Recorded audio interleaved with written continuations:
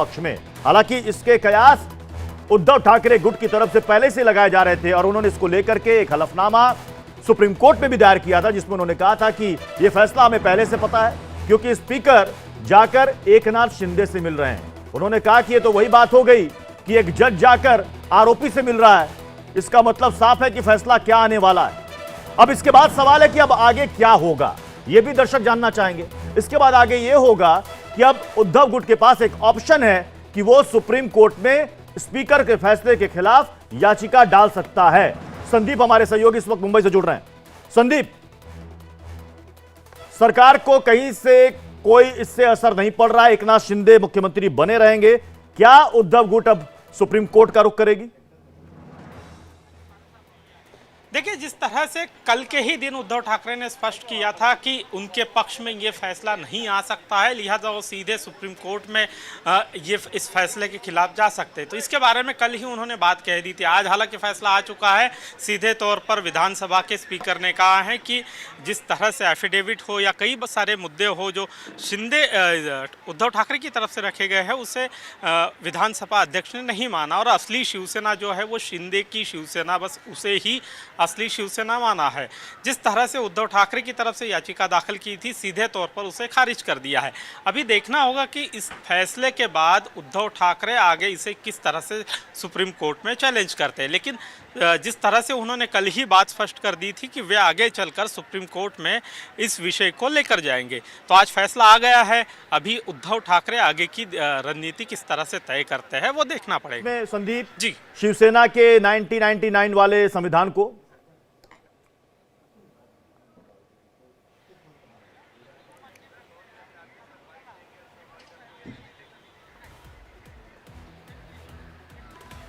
लगता आवाज संदीप तक नहीं पहुंच पा रही है। बहरहाल बहुत बहुत शुक्रिया संदीप हमारे साथ जुड़ने के लिए। वापस अपनी बहस का हम रुख करते हैं। मैं रेणुकीर जी आपके पास आ रहा हूं। लाइएगा सारे मेहमानों को स्क्रीन पर लाइएगा, पीसीआर प्लीज लाइएगा सभी मेहमानों को स्क्रीन पर। चंदन भी हमारे साथ जुड़े हुए थे। मैं एक बार फिर से अजहरी साहब मैं आपके पास आ रहा हूं।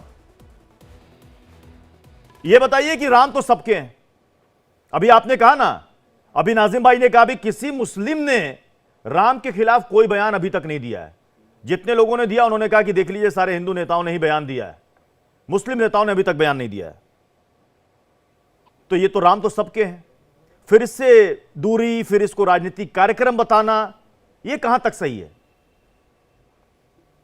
आज नहीं तो कल मंदिर का उद्घाटन होना ही था, फिर दूरी क्यों? नहीं, मुझे दिख रहा है, मुझे नजर आ रहा है 1949 से लेकर के अब तक बाबरी मस्जिद और राम मंदिर को लेकर के राजनीति जो हो रही है, और राजनीति करने वाले कौन है? राजनीति करने वाले आज के सत्ताधारी लोग हैं। यही लोग तो राजनीति करते आए शुरू से अब तक। इन्हीं लोगों ने तो देश को तोड़ने की पूरी कोशिश की है।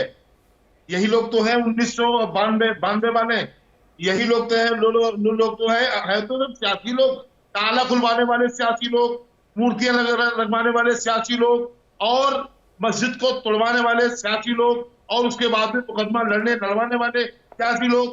ये सब कौन है? कि श्री राम मंदिर को मतलब सीधे सियासत से जोड़ करके रख दिया है। और आज जब कोई कहता है कि आप उसको सियासत का अखाड़ा ना बनाओ, तो साहब परेशानी होती है, तो दर्द होता है, तो हो जाते, नाराज हो जाते। सच्चाई नहीं है। आप बताइए। शुभेंदु शेखर जवाब दीजिए इसका। मैं जवाब दूंगा, फिर भी मैं जवाब दूंगा कि जो राम हैं वो सबके हैं, सभी धर्मों के हैं। आप देखो ना, कितने विदेशी लोग हरे रामा हरे कृष्णा करते हैं। इस्कॉन वाले लगातार राम और कृष्ण को पूजते हैं। अरे भाई, थाईलैंड के अंदर जो उनके राजा है उसके आगे राम लगता है। और इंडोनेशिया में विश्व के सबसे ज्यादा मुस्लिम समाज के लोग रहते हैं और राम को पूजते हैं। वहां से कितने मुस्लिम समाज के लोग आ रहे हैं। पर हमारे देश के अंदर कुछ राजनीति से प्रेरित हुए मुस्लिम भाई, या फिर हमारे कुछ नेता, विपक्षी नेता इंडिया गठबंधन के, उनको ऐसा लगता है मुस्लिम लोग पूजा करने क्यों आएंगे? अरे भैया मैं बता रहा हूँ सुन लो पूरी बात, बोले पूरी बात सुन लो फिर बोलना। मुस्लिम लोग क्यों आएंगे? आप सुन तो लीजिए, राम एक ऐसा व्यक्ति है। मैं तो क्या कह रहा हूँ, आप सुन नहीं रहे हो। विदेश में नहीं, आप सुन रहे हो। आप मतलब जाति पाति पूछे नहीं कोई, जाति सुनिए भैया, सुनिए जाति पाति पूछे नहीं कोई, हरि का भजे सो हरि का होई। आप हमारे उसके बाद इल्जाम लगा रहे हो, जो कांग्रेस को निमंत्रण के बाद वो मिलता नहीं है, क्योंकि राजनीति कर रहे हो आपने। उनको लगता है नहीं, नहीं, राजनीति क्यों है? राम मंदिर में राजनीति क्यों? हाफिज नूर साहब, अभी आपने कहा कि मुसलमान क्यों वहां पर पूजा करने जाएगा। एक सेकंड, अभी आपने कहा ना कि मुसलमान क्यों जाएगा साहब पूजा करने। अभी इकबाल अंसारी जा रहे हैं। अरे इकबाल अंसारी जा रहे हैं, बताइए ना। अयोध्या में रहते हैं, हाँ बहुत सारे लोग जा रहे हैं। अयोध्या में रहते हैं, वो तो अयोध्या के रहने वाले हैं। हाँ, अगर तो क्या है उन्होंने क्या क्रिश्चियन है, क्रिश्चियन या सिख हैं, क्रिश्चियन है या सिख हैं? इकबाल अंसारी कौन है? क्रिश्चियन है, सिख है, क्या है, जैन है, पारसी है, बौद्ध है, क्या है, क्या है उनका मजहब क्या है? अभी आपने कहा ना कोई मुसलमान नहीं जाएगा। नहीं, मैं ये कह रहा हूँ पूजा करने कोई मुसलमान क्यों जाएगा? इन्होंने वो तो जा रहे हैं ना, वो तो पक्षकार भी रह चुके हैं, वो तो पक्षकार भी रह चुके हैं और वो जा रहे हैं, वो तो पक्षकार भी रह चुके हैं, वो जा रहे हैं। क्यों इसे मुद्दा बना रहे हैं भाई साहब, क्यों मुद्दा बना रहे हैं, क्यों मुद्दा बना रहे हैं? मैं रेणुकीर आपके पास आ रहा हूं। रेणुकीर जी, हाँ आवाज जा रही ना रेणुकीर आपके पास जी? रेणुकीर, विपक्ष जो सबसे बड़ा सवाल खड़ा कर रहा है वो ये कि इस कार्यक्रम को वीएचपी और आरएसएस और बीजेपी ने हाईजैक कर लिया। आपके विश्व हिंदू परिषद के निमंत्रण को अखिलेश यादव ने यह कहते हुए स्वीकार कर दिया कि साहब ये हैं कौन हमें निमंत्रण देने वाले, मैं इनको नहीं जानता। राम जी सबके हैं, राम जी बुलाएंगे तो हम जाएंगे। ठेकेदारी ना करे विश्व हिंदू परिषद इसकी।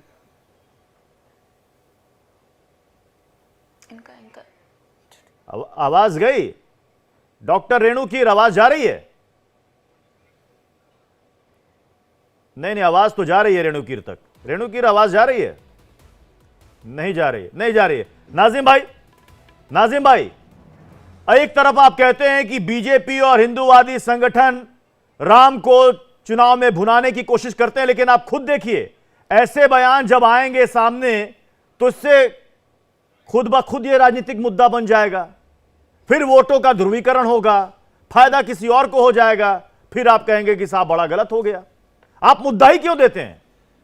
पीयूष भाई देखिए, अभी जिस तरीके से अभी बात चल रही थी, तो मैं बता दूं कि भाजपा ने जो राम मंदिर के लिए एक इवेंट के तौर पे इस तरीके से ऑर्गेनाइज करा जा रहा है कि पूरे देश के अंदर सिर्फ इवेंट लग रहा है। अब ये बताइए, जब राम जी का मंदिर बन रहा है, और अभी जिस तरीके से अभी भाजपा के प्रवक्ता भी बोल रहे थे, इन्होंने बहुत ज्ञान दिया था कि जी हमने राम को काल्पनिक कहा गया था, इस तरीके की बातें इन्होंने कही। तो मैं बता दूं, देखिए ये सुप्रीम कोर्ट का फैसला था पीयूष भाई, जो भारत के हर नागरिक ने माना, खास भारत के मुसलमानों ने भी माना कि हाँ सुप्रीम कोर्ट का जो फैसला है उसको स्वीकार करा। लेकिन ये बीच बीच में जो बार बार जो लोग थे वो जो ये कहते थे कि सुप्रीम कोर्ट का फैसला कुछ भी है, मंदिर वहीं बनाएंगे। तो ये बताइए, किसी भारत के मुसलमान ने आज तक ये नहीं कहा कि मस्जिद हम वहीं बना रहे, सुप्रीम कोर्ट का फैसला आ गया तो भारत के मुसलमान ने स्वीकार कर लिया। और एक इंपॉर्टेंट बात और मैं कहूं पृथ्वी भाई, देखिए 1528 का जिक्र आता है, कहते हैं कि 1528 में राम मंदिर तोड़कर बाबरी मस्जिद बनाई गई थी। इस तरीके का बयान पूरे देश के अंदर एक प्रोपेगेंडा के तहत घुमाया जा रहा। तो मैं ये कहना चाहता हूं कि 1528 से लेकर 1992 तक बाबरी मस्जिद थी, पूरी दुनिया ने देखा, लेकिन बाबरी मस्जिद को 1992 में शहीद कर दिया गया। और दूसरी बात यह है कि अब जब सुप्रीम कोर्ट के अंदर जब इस तरीके का फैसला आता है आस्था को लेकर, तो सुप्रीम कोर्ट ने फैसला दिया हिंदू भाइयों के लिए, तो भारत के मुसलमान ने उस फैसले को स्वीकार करा। अब देखिए, मैं अपनी बात पे आ जाता हूं। देखिए पृथ्वी भाई, अब बड़ी इंपॉर्टेंट बात है, मैं ये कहता हूं कि ये जितने भी नेता हैं जो सनातन धर्म या पैगंबर इस्लाम पर अभद्र टिप्पणी देते हैं, तो उनके खिलाफ सख्त से सख्त कार्रवाई होनी चाहिए। देखिए, हमारे हिंदू भाइयों की आस्था भी है और मुस्लिम भाइयों की भी आस्था का पूर्ण ख्याल रखना चाहिए। रेणु की आवाज जा रही है कि नहीं, पहले मुझे ये बता दीजिए। रेणु की आवाज जा रही है ना? रेणुकीर, जी, हाँ या जी, ना में जी, जवाब जी, दीजिएगा जी, प्लीज। मैं सुन हाँ, पा रही हूँ आपको। Okay okay okay. मेरा सवाल मैं फिर से दोहरा दे रहा हूं। सवाल यही है, अपोजिशन ये कह रहा है कि इस कार्यक्रम को वीएचपी, आरएसएस, बीजेपी ने हाईजैक कर लिया है। आपके विश्व हिंदू परिषद के निमंत्रण को अखिलेश यादव ने यह कहते हुए अस्वीकार कर दिया कि आप होते कौन हैं, मैं आपको नहीं जानता, राम जी सबके हैं, वो बुलाएंगे तो हम जाएंगे, आप ठेकेदार ना बने। तो क्या वीएचपी ठेकेदारी ले ली है क्या बीजेपी, विश्व हिंदू परिषद ने? अपोजिशन यही कह रहा है। जी, इससे पहले मैं आपके सवाल का जवाब दूं। आज स्वामी प्रसाद मौर्य जी का जो वक्तव्य आया है, मैं पहले उस पर अपनी टिप्पणी करना चाहूंगी। ये बयान पूरी तरीके से मैं इसकी निंदा करती हूं और बहुत भरपूर आलोचना का लायक है ये जो आज आया है।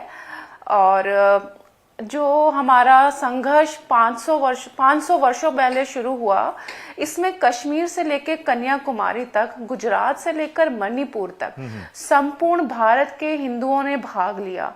और ये हिंदू जो भारत के भिन्न भिन्न क्षेत्रों से होते हुए इस कार सेवा में जा रहे थे, 1990 में मुलायम सिंह यादव जी ने उन पर गोलियां चलाई, जो अपने आप में बहुत ही निंदनीय था, अमानवीय था और कहीं ना कहीं हिंदू आस्थाओं के साथ, हिंदू भावनाओं के साथ वो एक खिलवाड़ था। और हमने ये संघर्ष 500 मैं एक बयान आपको सुना रहा हूं। मैं आपको बयान सुना रहा हूं अखिलेश यादव का और आलोक कुमार का। बयान जरा चलाइएगा। बुलाएंगे तो जाएंगे, तो बुलाया है। और अब मैंने ये बयान पढ़ा कि राम जी बुलाएंगे तो जाएंगे। तो अब मैं इस बात की उत्सुकता से इंतजार कर रहा हूं कि समाजवादी पार्टी को और उसके अध्यक्ष को राम जी बुलाते हैं या नहीं बुलाते हैं। नहीं बुलाएंगे तो फिर वहां की जनता को भी स्पष्ट हो जाएगा कि राम जी नहीं चाहते। हिंदू परिषद के आलोक जी ने ये बात कही कि प्राण प्रतिष्ठा में आपको निमंत्रण मिला है। मैं इनको नहीं जानता हूं, न मेरा इनका कोई परिचय है।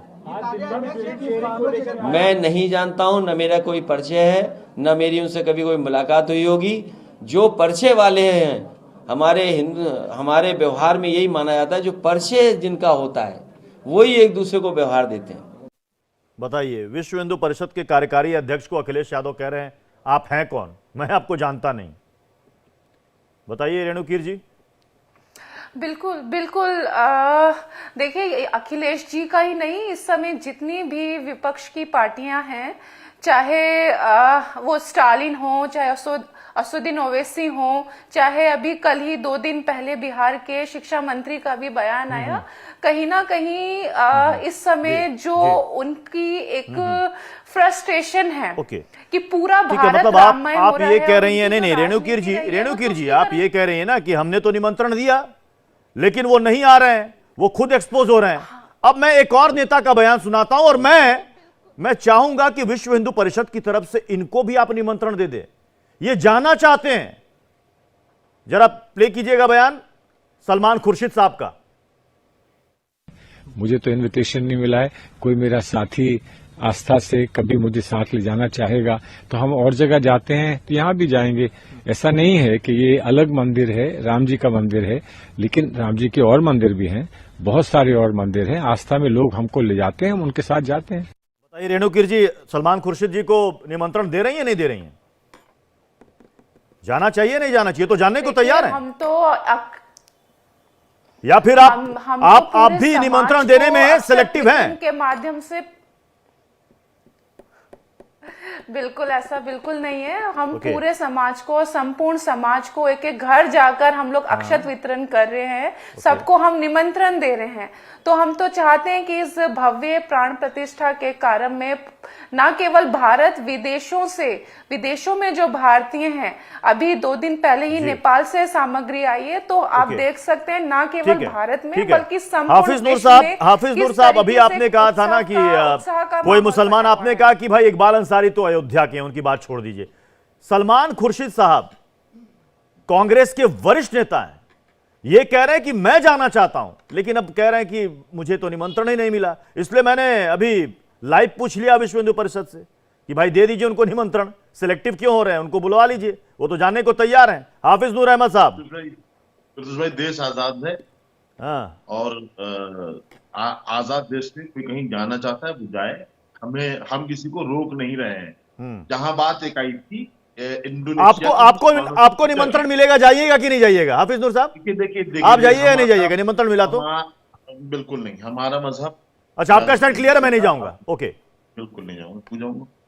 ना मैं बुला रहा हूँ मस्जिद में, आप आइए। अच्छा, आप मस्जिद में भी नहीं बुलाएंगे किसी को?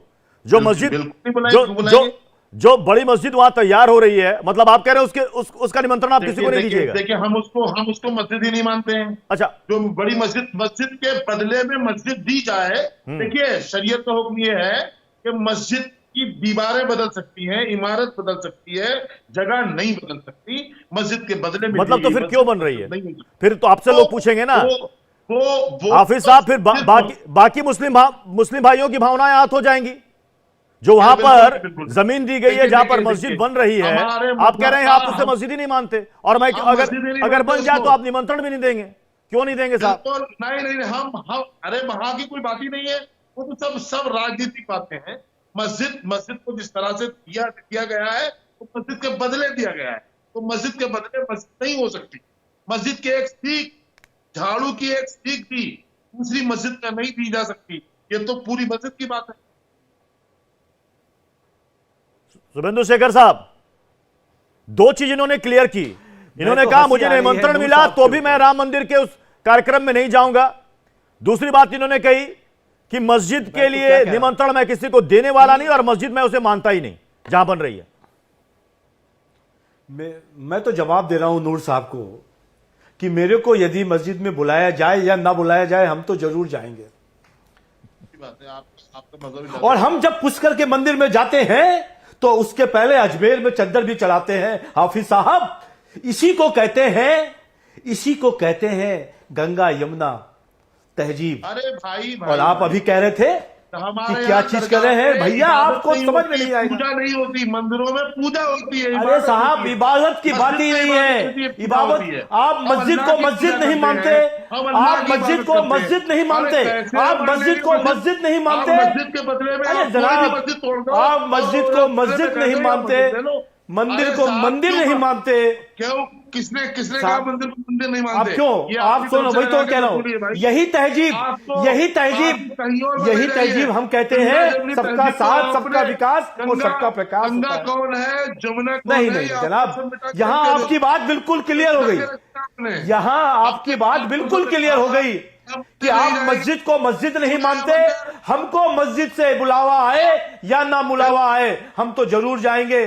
हम यदि पुष्कर के मंदिर में जाते हैं तो चद्दर भी चढ़ाते हैं, तो इसी को कहते हैं सबका साथ। मैं नाजिम खान मैं आपसे जवाब लेना चाहता हूं। नाजिम खान, मतलब आप भी नहीं मानते जिस जगह पर मस्जिद बन रही है, आप भी कह दीजिए कि वो मस्जिद नहीं है, और हम वहां पर किसी दूसरे धर्म के लोगों को नहीं बुलाएंगे। क्यों साहब? अभी बीजेपी के प्रवक्ता ने कहा कि आप बुलाए ना बुलाए, गंगा जमुनी तहजीब है, संस्कृति है, हम जरूर जाएंगे।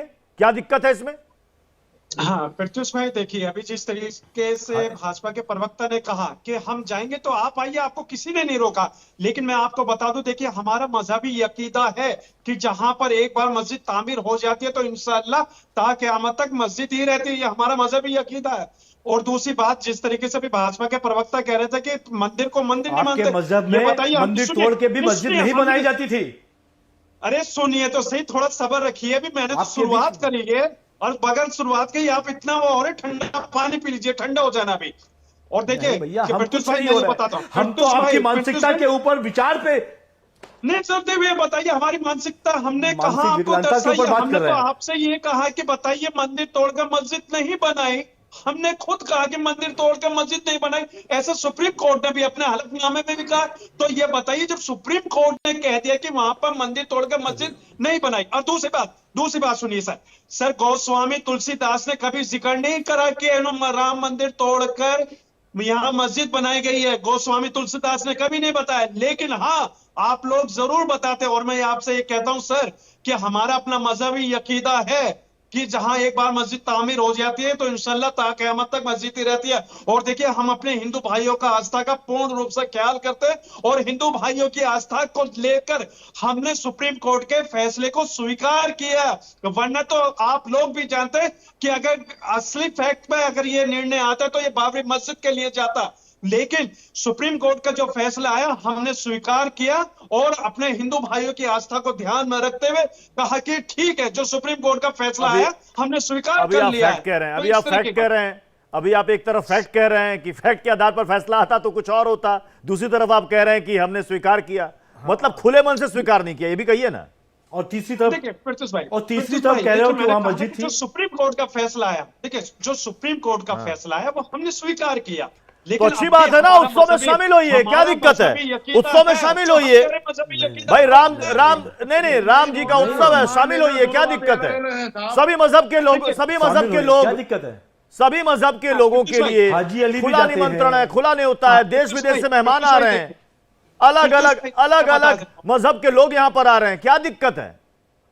हाँ प्रत्युष भाई, देखिए ये संविधान, देखिए ये संविधान हमें इजाजत देता है हमें क्या करना क्या नहीं। और दूसरी बात है कि मेरे इस्लाम के अंदर मूर्ति पूजा नहीं है, और इस्लाम के अंदर जो चीज बताई गई है वो भारत का मुसलमान इस्लाम के तहत ही चलता है। और लेकिन जब बात आती है कि बाहर विदेशों से आ रहे तो सही, भारत का मुसलमान उनका खैर मकदमा हुआ भारत के अंदर आ रहे, लेकिन अभी मैं ये कहता हूँ कि ईरानी जी गई है अभी, मूर्ति पूजा नहीं है। हम अपने हिंदू भाइयों की आस्था का ध्यान पूरा रखते हैं और हिंदू भाइयों के साथ कांधे से कांधा मिलाकर। अजहरी साहब, आप अजहरी साहब कुछ कहना चाह रहे हैं, बताइए अजहरी साहब। देखिए हमारे यहाँ एक पहला कलमा आता है, ला इलाहा इल्लल्लाह मुहम्मद रसूलुल्लाह। हम सबसे ज्यादा दुनिया में अपने आका मौला मुहम्मद रसूलुल्लाह सल्लल्लाहु अलैहि वसल्लम को चाहते हैं, मानते हैं, लेकिन उनकी भी पूजा नहीं करते, इबादत नहीं करते। ला इलाहा इल्लल्लाह का मतलब हमारे यहाँ यह है कि अल्लाह के सिवा किसी की हम इबादत नहीं करेंगे। तो हमारे मजहब, हमारे अकीदा है अपना, तो हम आप अपना अकीदा हम पे नहीं थोप सकते, हम अपना अकीदा आप पे नहीं थोप सकते। हमारी आस्था यही है कि हम अल्लाह के अलावा किसी की इबादत नहीं करते, नहीं करेंगे, इसलिए हम नहीं जाएंगे। ठीक है डॉक्टर रेणुकीर भाई, इनका स्टैंड क्लियर है, हमारा धर्म हमारा मजहब हमें इजाजत नहीं देता, हम नहीं जाएंगे, जिसको जाना है वो जाए। डॉक्टर रेणुकीर, देखिए बिल्कुल बिल्कुल, देखिए राम जो हैं, भगवान श्री राम वो सबके हैं और भगवान श्री राम सब में हैं। भगवान जो ये राम मंदिर है ये कहीं ना कहीं एक राष्ट्र निर्माण की प्रगति का मार्ग आगे प्रशस्त कर रहा है, कहीं ना कहीं विकास की प्रगति की ओर ले जा रहा है, और साथ ही साथ एक राम राज्य जिसमें हर पंथ, हर वर्ग, समाज के हर तबके से आने वाले व्यक्ति के लिए विकास, कल्याण का मार्ग खोलेगा। तो मुझे लगता है कि उस भव्यता को राम प्रतिष्ठा का जो कार्यक्रम है, प्राण प्रतिष्ठा का जो कार्यक्रम है, अपने धर्म, पंथ और सब अपने जो भी आपके पर्सनल बिलीव्स हैं, मैं समझती हूँ कि उससे ऊपर उठकर इसको एक सामाजिक सौहार्द, सामाजिक एकता और सामाजिक समरसता के रूप में समाज के सभी तबकों को, ठीक है, मैं डिबेट को आगे बढ़ाऊं। इस बीच देखिए, हम कह रहे हैं ना कि राम तो सबके हैं, इसको लेकर के राजनीतिक घमासान क्यों? अब इस राजनीतिक घमासान में विक्रम बेताल की भी एंट्री हो गई है। किसने करवाई है, क्यों करवाई है, खुद सुन लीजिए। समाजवादी पार्टी और स्वामी प्रसाद मौर्य की जो कहानी है वो विक्रम बेताल जैसी हो गई है। अब स्वामी प्रसाद मौर्य का भूत अखिलेश यादव जी के ऊपर चढ़ के बैठ गया है। अखिलेश जी जानते हैं कि स्वामी प्रसाद मौर्य जी भाजपा के व्यक्ति हैं। अखिलेश जी जानते हैं कि स्वामी प्रसाद मौर्य के बयानों से उनकी पार्टी का बेड़ा गर्क हो रहा है, उनकी पार्टी रोज खत्म हो रही है। मुझे लगता है कि अखिलेश यादव जी स्वामी प्रसाद मौर्य से इतने डरते हैं जैसे बच्चा डरता है ना भूत से। शुभेंदु शेखर जी, मतलब बीजेपी के एजेंट है स्वामी प्रसाद मौर्य और समाजवादी पार्टी को अंदर अंदर डेंट कर रहे हैं, नुकसान पहुंचा रहे हैं। आपने छोड़ रखा है स्लीपर सेल के तौर पर कुछ। अरे नहीं, कुछ तो लोग कहेंगे और लोगों का काम है कहना। यहां तो राम का विषय है और राम के विषय पे मैं एक ही बात और कहूंगा कि ये जैसा जैसा लोग बोल रहे हैं वैसा वैसा उनको भगवान राम कहेंगे। वो संजय सिंह जेल के अंदर है, वो कहते थे वहां चोरी हो गई, चंदा चोरी। अब क्या भगवान राम ने उनके ऊपर देखा और आज जेल में है। अरे वो तेजस्वी जी कह रहे हैं कि भैया ये क्या है, ये कौन सा मंदिर है, भगवान को क्यों माने? तो वो अभी बताऊं, जब 1997 में लालू यादव जी जेल से निकले तो पहले हॉस्पिटल नहीं गए थे, सबसे पहले हनुमान जी के मंदिर गए थे। तो ये बात इनको समझ में नहीं आ रही और नहीं समझ में आएगी तो मेरे को लगता है कि उसके लिए राममय होना पड़ेगा। मैं कह रहा हूं ये विपक्ष पूरा इस राम मंदिर के निर्माण को राजनीतिक विषय बना रहा है। राम का निर्माण, राष्ट्र का निर्माण, राम राज्य को लाने का विषय सब सामाजिक विषय है, राजनीतिक विषय नहीं है। पर अपोजिशन का जो ये जो विरोध है, ये ऑटोमेटिकली अपने आप ये सबको क्लियर करता है कि कौन ये राम के कहने साथ में और है सुनने में और बड़ा कौन अच्छा राम के लगता है विरोध कि राजनीति और धर्म को एक नहीं करके देखना चाहिए, लेकिन हकीकत ये है